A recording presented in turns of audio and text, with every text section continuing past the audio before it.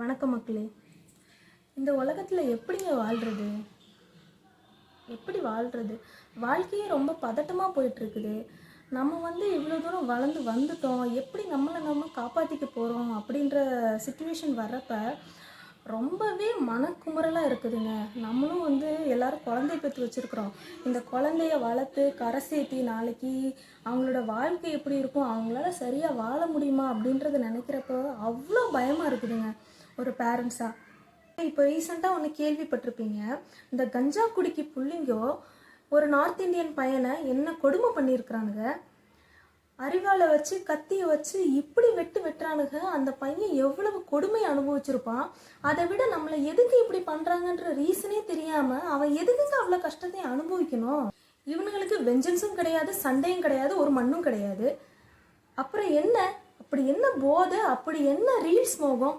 எப்படி வாழ்றதீங்க? இப்போ நான்லாம் எப்படி சொல்கிறது, சின்ன வயசில் இருக்கிறப்ப எங்கள் அம்மாலாம் மதியானம் சாப்பிட்டு முடிச்சதுக்கப்புறமா வெளியே அனுப்பிச்சி விட்ருவாங்க. நல்லா சுற்றி திரிஞ்சு ஊருக்குள்ளே விளாண்டுட்டு சாயந்தரம் தான் வருவோம். அப்போ அவங்களுக்கு அவ்வளோ சேஃப்டி இருந்துச்சு, அவ்வளோ நம்பிக்கை இருந்துச்சு. இப்போ நான் பெற்ற பிள்ளைய என் வீட்டு வாசல் முன்னாடி ஒரு 5 நிமிஷம் நிப்பாட்டுறதுக்கு அவ்வளோ பயமாக இருக்குதுங்க. குழந்தைய பெற்றவங்க எப்படி நம்ம ஏதோ சேர்ந்துட்டோம், அந்த பிள்ளைகளை வளர்த்து ஆளாக்குறதுக்குள்ளே நம்ம என்ன பண்ண போகிறோம்? இப்போ இந்த இஷ்யூக்கு பார்த்தீங்கன்னா என்னதான் நம்ம கவர்மெண்ட்டு சொசைட்டி என்னதான் நம்ம குறை சொன்னாலும் உங்களுக்கு சுய ஒழுக்கன்றது, சுய ஒழுக்கத்தை விடுங்க, சுய மனசாட்சின்றது எங்கே போச்சு? இல்லை எங்கே போச்சுன்னு கேட்குறேன்.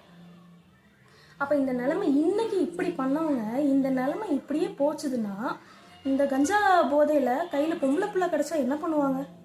கொஞ்சம் யோசிச்சு பாருங்கள், நினச்சி பார்க்க முடியுதா? இந்த மாதிரியே போயிட்டுருக்குது. இதில் எப்படி வாழ்கிறது? நம்ம வாழ்க்கையை எப்படி, நம்ம லைஃப்பை எக்கனாமிக்கலாக எப்படி நெக்ஸ்ட் லெவலுக்கு கொண்டு போகிறதுன்றதை யோசிக்கிறதா, இல்லை எப்படி வாழ்கிறதுன்றதை யோசிக்கிறதா? நம்ம இந்த பிரச்சனை பார்த்திங்கன்னா தமிழ்நாட்டில் மட்டும் இல்லைங்க, உலகளாவிய பிரச்சனையாக போயிட்டுருக்குது. இப்போ மற்றவங்களுக்கு நடந்தது நமக்கு நடக்கிறதுக்கு ரொம்ப தூரம் இல்லைன்னு நினைக்கிறேன்.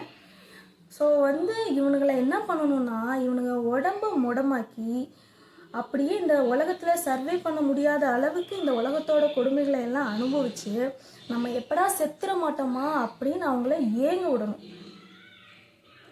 என்ன சொல்கிறதுன்னு தெரியலைங்க. It's very very very very emotional and ரொம்ப பார்த்திங்கன்னா ஒரு மனக்குமுறலான ஒரு சிச்சுவேஷன்.